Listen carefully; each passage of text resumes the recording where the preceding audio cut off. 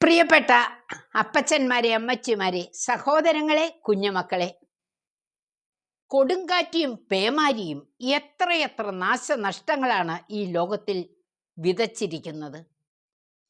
ഇങ്ങനെയുള്ള ഒരു സാഹചര്യത്തിൽ തുറസായ സ്ഥലത്ത് വചനം പ്രഘോഷിക്കുന്ന വിശുദ്ധ അന്തോനീസിന്റെ അടുത്തേക്ക് നമുക്കൊന്ന് കടന്നു ചെന്നാലോ? ജനം ഭയന്ന് എഴുന്നേറ്റോടാൻ ഭാവിക്കുന്നു.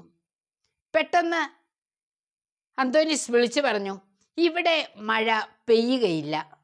സംഭവിച്ചു. ആ ഗ്രൗണ്ടിന് ചുറ്റും ശക്തമായ പേമാരി. എന്നാൽ ഒരു തുള്ളി വെള്ളം പോലും ആ ഗ്രൗണ്ടിൽ പതിച്ചില്ല.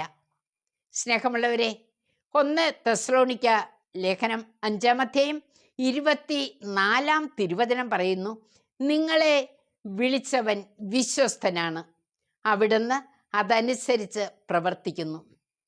സ്നേഹമുള്ളവരെ, ദൈവത്തോട് നാം വിശ്വസ്തമായിരുന്നാൽ, ഒരു വിശുദ്ധ ജീവിതം നയിക്കുന്നതായാൽ, ദൈവ കൽപ്പനകൾ പാലിക്കുന്നതായാൽ, ദൈവം നമ്മോട് വിശ്വസ്തതാപൂർവം പ്രവർത്തിക്കും.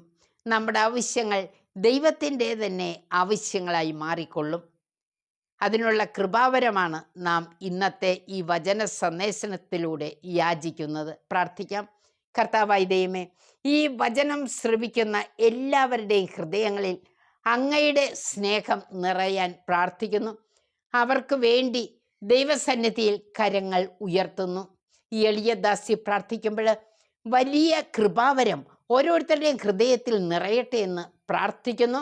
ദൈവം നമ്മെല്ലാം സമൃദ്ധമായി അനുഗ്രഹങ്ങൾ വിതച്ചുകൊണ്ട് സ്നേഹിക്കുന്നു.